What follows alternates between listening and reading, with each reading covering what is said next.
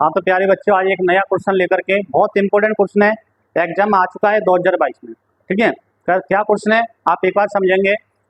चालक की धारता किसे कहते हैं और यह किन किन कारकों पर निर्भर करती है, यानी इसको प्रभावित करने वाले कारक अपन को समझाने हैं। ठीक है, तो क्वेश्चन एक बार पढ़ लें। क्वेश्चन क्या है, किसी चालक की धारता से आप क्या समझते हैं, इसको प्रभावित करने वाले कारक लिखिए।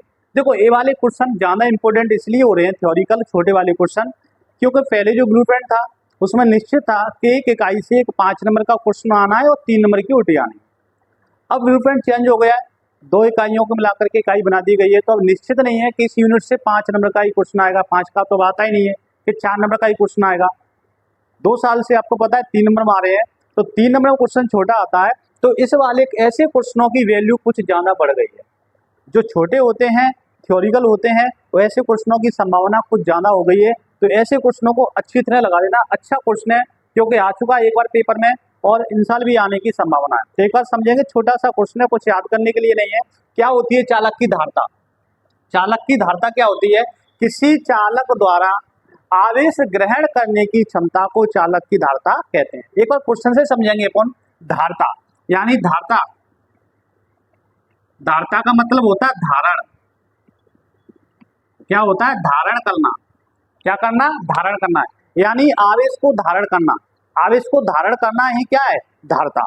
यानी किसी चालक द्वारा आवेश की जो धारण करने की क्षमता होती है वही क्या कहलाती है? धारता कहलाती है। यानी ग्रहण करना या धारण करना एक ही बात है, तो नाम से क्लियर हो रहा है। धारता से धारण, धारण करना या ग्रहण करना, यानी किसी चालक द्वारा आवेश ग्रहण करने की या धारण करने की जो क्षमता होती है वही क्या कहलाती है? चालक की धारता कहलाती है। कोई प्रॉब्लम तो नहीं याद करने में? हो जाएगा। किसी चालक द्वारा आवेश ग्रहण करने की जो क्षमता होती है वही क्या कहलाता है बेटा? क्या कहलाता है? चालक की धारता कहलाती है। तो ये तो हो गया अपना परिभाषा। अब कुछ चीजें इसके बारे में कुछ सीखेंगे। मान लो ये कोई चालक है और इसको अपन क्या दे रहे हैं? Q आवेश दे रहे हैं। तो जितना आवेश बढ़ेगा उतना ही इसका विभव बढ़ जाएगा। क्यों? क्योंकि जो धारता होती है वो विभव के कैसे होती है? जो आवेश होता है विभव के कैसे होता है? समानुपाती होता है। यानी आवेश बढ़ाएंगे तो इसका विभव भी बढ़ जाएगा। तो अपन क्या लिख देंगे यहाँ पर कि चालक का जो विभव, चालक का विभव उसे दिए गए आवेश के समानुपाती होता है। समानुपाती का मतलब बेटा एक बार समझ लो। समानुपाती का मतलब होता है कि अपन किसी एक को बढ़ा रहे हैं तो दूसरा भी बढ़ेगा, और व्युत्क्रमानुपाती का मतलब होता है कि एक को बढ़ा रहे हैं तो दूसरा घटेगा, यानी वो उल्टा कार्य करेगा। ठीक है, तो अपन ने क्या लिखा है एक बार स्टार्टिंग से समझ लें। किसी चालक द्वारा आवेश ग्रहण करने की क्षमता को क्या कहते हैं? धारता कहते हैं, और इसे C द्वारा दर्शाया जाता है। धारता को कैसे लिखते हैं? C द्वारा लिखते हैं।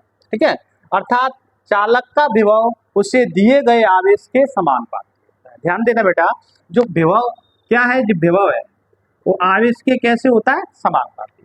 तो Q समानुपाती भी लिख लिया, कोई डाउट तो नहीं है, क्योंकि वो कह रहा है कैसे होता है समानुपाती। जो विभव है उसे आवेश के कैसे होता है? समानुपाती। तो Q समानुपाती भी। अब आपको पता है समानुपाती हटा के अपन बराबर लगाते हैं तो एक नियतांक आता है हमेशा। तो यहाँ पे मैं समानुपाती हटा के बराबर लगा रहा हूँ, तो यहाँ C आ जाएगा एक नियतांक। C नियतांक आ जाएगा तो मैं यहाँ से C की वैल्यू निकालूंगा, तो जिसकी वैल्यू निकालते हैं उसका गुणांक बटे में जाता है, तो V कौन जाएगा? Q के बटे में। तो C का मान आ जाएगा Q बटे V। क्या आ जाएगा? Q बटे V। तो ये वाला फॉर्मूला धारता के लिए जितने भी न्यूमेरिकल हल करेंगे आगे, तो धारता का ये सूत्र यूज होगा अपना। मैं कभी भी किसी को पूछ सकता हूँ कि धारता का फॉर्मूला क्या होता है? C बराबर Q बटे V। ये फॉर्मूला बन गया धारता का। अब जहाँ C क्या था? एक नियतांक है जिसे क्या कहते हैं? चालक की धारता कहते हैं। तो इसका क्या है? इसका मात्रक क्या होगा? मात्रक यहाँ से बनाते हैं फॉर्मूले से। यहाँ से बनाना सीखो, वैसे तो आप भूल जाएंगे। ऊपर क्या है? Q क्या है? आवेश। आवेश की इकाई क्या होती है? आवेश की इकाई आपको पता होगा क्या होती है? कूलम। और बटे का मतलब होता है प्रति। V है नीचे, V क्या है यहाँ पर? विभव। विभव की इकाई क्या होती है? वोल्ट। तो इसका इकाई क्या बनेगी? कूलम प्रति वोल्ट। इसका मात्रक बन जाएगा कूलम प्रति वोल्ट, और एक कूलम बटे एक वोल्ट हो जाता है एक फैरेड। तो इसीलिए मैंने यहाँ नीचे लिख दिया है कि इसका मात्रक कूलम प्रति वोल्ट, याद नहीं करना है, इसी से बन जाएगा, कूलम प्रति वोल्ट या फैरड होता है। क्या होता है बेटा? कूलम प्रति वोल्ट या फैरड। अब एक बार इसको पूरा समझते हैं अपन, क्या होती है चालक की धारिता। कुछ याद करो क्या समझाया था मैंने, कि किसी चालक द्वारा आवेश ग्रहण करने की जो क्षमता होती है वही चालक की धारिता कहलाती है। क्लियर? किसको कै के द्वारा व्यक्त करते हैं अपन? सी द्वारा। कै द्वारा व्यक्त करते हैं? सी द्वारा। और एक बात और अपने ध्यान रखी थी, क्या रखी थी, कि चालक का जो विभव होता है वो कै के समानुपाती होता है आवेश का, कै के समानुपाती होता है आवेश का। तो अर्थात करके क्या लिख देंगे? Q समानुपाती V। वो आपको पता है समानुपाती हटा के बराबर लगाते हैं तो कुछ न कुछ नियतांक आता है, यहाँ पर नियतांक आ जाएगा C, और जो C है ना यही धारिता है। इस धारिता की वैल्यू को निकालेंगे C बराबर, तो क्या हो जाएगा? Q बटे V। ये V कहाँ आ जाएगा? Q के बटे में, तो C का मान हो जाएगा Q बटे V। तो लिख देंगे जहाँ C एक नियतांक है जिसे चालक की धारिता कहते हैं। अब इसका मात्रक कैसे बनाएंगे मैंने आपको समझा दिया है। सूत्र से मात्रक, किसी का भी मात्रक बने उसके सूत्र से बन जाता है। कैसे? ऊपर Q लिखा है, Q क्या है? आवेश। तो आवेश का मात्रक आपको पता है क्या होता है? आवेश का क्या होता है? कूलम। बटे का मतलब प्रति, और नीचे क्या है? V होता है। क्या है इसमें? V विभव। विभव का मात्रक क्या होता है? वोल्ट। तो कूलम प्रति वोल्ट, या इसको क्या लिख सकते हैं? फैरड। 1 कूलम बटे 1 वोल्ट बराबर 1 फैरड होता है। तो कूलम प्रति वोल्ट लिखेंगे इसकी इकाई, या फैरड लिखेंगे, दोनों ही सही है। कोई डाउट तो नहीं यहाँ तक? अभी इसके अपन को कारक और समझाने हैं, तो मैं कारक इसी फॉर्मूले से बनाऊंगा बेटा, C बराबर Q बटे V से, जिससे आपको याद नहीं करना पड़ेगा। किससे बनाऊंगा? C बराबर Q बटे V से ही बनाऊंगा, जिससे आपको याद नहीं करना पड़ेगा। एक बार आप इसका स्क्रीनशॉट ले लें जिससे मैं आपके कारक समझा सकूं। इसका एक बार सभी लोग स्क्रीनशॉट ले लें। बच्चों कारक समझेंगे अपन, उसको मैंने साफ कर दिया है, उसके फॉर्मूला मैंने रख लिया है। क्या आया था फॉर्मूला? C बराबर Q बटे V। तो फिर अपन इस फॉर्मूले को समझेंगे क्या है पूरा। आप ध्यान रखो, ये क्या लिखा है? C, मैंने यहाँ लिख लूंगा C बराबर की जगह समानुपाती लगाऊंगा, तो जो Q की तरह ऊपर लिखा है नीचे, Q लिखा है ऊपर, तो ऐसे आएगा, ध्यान रखना। और V कहाँ आएगा? 1 के बटे में। कैसे आएगा? 1 के बटे में, ठीक है, क्योंकि V कहाँ आया है? बटे में। तो अपन को ये वाला पॉइंट समझना है। इसमें कैसा है आप मुझे बताओ कि जो विभव है वो कैसे आया है? 1 के बटे में कोई संख्या होती है तो उल्टा माना जाता है, तो C के समानुपाती है एक, मगर कैसा है? व्युत्क्रमानुपाती है, उल्टा है। यानी जो विभव है वो धारिता के कैसे कार्य करेगा? उल्टा कार्य करेगा, व्युत्क्रमानुपाती माना जाएगा इसको, क्योंकि जी 1 के बटे आ गया है, ठीक है, 1 के बटे तो उल्टा है, यानी धारिता जो कार्य करेगा भी उसका उल्टा करेगा। यानी धारिता बढ़ेगी कहीं तो विभव क्या होगा? घटेगा। ध्यान रखना, अगर अपन को ये पता पड़ेगा कि यहाँ विभव घट रहा है तो अपन अपने आप कह देंगे कि धारिता बढ़ रही है, यानी उल्टा कार्य करेंगे एक दूसरे के। तो आप इस पॉइंट को समझो। क्या मैंने इसमें आपको क्या ध्यान देना है? इंपॉर्टेंट बात कि अगर विभव बढ़ रहा होगा तो धारिता घटेगी, उल्टा कार्य करेगा, और विभव घट रहा होगा तो धारिता बढ़ेगी। यानी विभव धारिता के कैसे कार्य करेगा? उल्टा। जो अपन नहीं कह रहे, क्यों कह रहा है? ये फॉर्मूला कह रहा है, ध्यान रखना है इसको, ठीक है। तो अब देखते हैं अपन को विभव बताना है, विभव का पता पड़ गया तो उसकी धारिता अपन कह देंगे। तो क्या लिखेंगे? यह निम्न कारकों पर निर्भर करता है।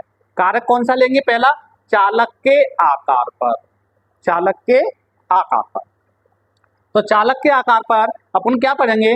चालक का आकार बढ़ाने पर उसका विभव घट जाता है। यानी चालक का आकार बढ़ाएंगे तो विभव घटेगा। तो मैंने भी क्या समझाया था आपको कि विभव जो होता है धारिता के कैसे होता है? उल्टा होता है, यानी व्युत्क्रमानुपाती होता है। यानी चालक का आकार अपन बढ़ा रहे हैं तो विभव घट रहा है, तो फिर धारिता बढ़ेगी, ठीक है। यानी चालक का आकार बढ़ाने पर विभव घट जाता है तथा उसकी धारिता बढ़ जाती है। अगर विभव का अपन को पता है तो धारिता अपन उल्टा कर देंगे। तो नंबर 1 क्या है? चालक के आकार पर, चालक का आकार बढ़ाने पर उसका विभव घट जाता है तथा धारिता बढ़ जाती है। ओके। नंबर 2 है अपना, आवेशित चालक के समीप अनावेशित चालक की उपस्थिति पर, यानी कोई चालक आवेशित है, चार्ज है वो, उसके समीप अपन अनावेशित ले आएंगे, यानी डिस्चार्ज ले आएंगे। डिस्चार्ज ले आएंगे यानी कोई आवेशित चालक है उसके समीप अनावेशित लेके आएंगे, यानी डिस्चार्ज वाला लेके आएंगे, तो क्या होगा? वो उसके चार्ज को धीरे धीरे अपनी तरफ खींचेगा, तो सामने वाला भी क्या होने लगेगा? जो चार्ज है वो पहले से डिस्चार्ज होने लगेगा। तो यानी इसका ही विभव क्या होने लगेगा? कम होने लगेगा। यानी ये मान लो कि चार्ज है, ये एनर्जी भरी हुई है इसमें और इसके समीप में डिस्चार्ज लिया, तो ये क्या करेगा, धीरे धीरे अपनी तरफ ही चार्ज को लेने लगेगा, तो उसका चार्ज क्या होगा, कम होने लगेगा। कम होने लगेगा, इसका मतलब है कि विभव घटने लगेगा, और विभव घटने लगेगा तो धारता क्या होगी, बढ़ने लगेगी। यानी किसी आवेशित चालक के समीप अनावेशित चालक लाने पर उसका विभव घट जाता है और धारता बढ़ जाती है। हो जाएगा याद। नंबर 3 है अपना, चालक के चारों ओर के माध्यम पर। तो चालक के चारों ओर क्या माध्यम होगा, उसके चारों ओर वायु भरी होगी। अगर उस वायु को अपन हटा दें और उसके जगह परावैद्युत माध्यम रख दें, परावैद्युत माध्यम के बारे में आप जानते होंगे, नहीं जानते हैं तो पूरा टॉपिक परावैद्युत माध्यम का एक वीडियो आ रहा है, आप उसको समझ लेना, क्योंकि इसमें समझाऊंगा वीडियो लॉन्ग हो जाएगी।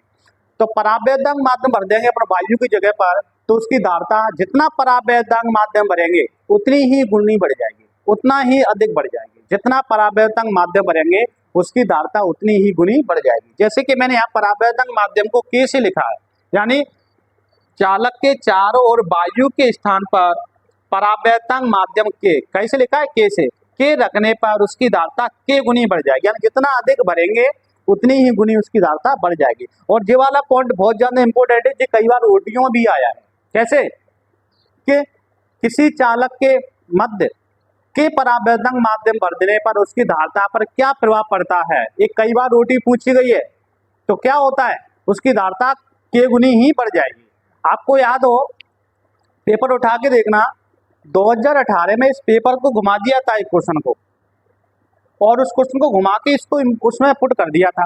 उसने पूछ लिया था समांतर प्लेट संधारित्र की धारता भी पढ़ेंगे उसमें, कि समांतर प्लेट संधारित्र धारता के लिए व्यंजक याद करो तथा बताओ कि परावैद्युत के भरने पर उसकी धारता पर क्या प्रभाव पड़ेगा।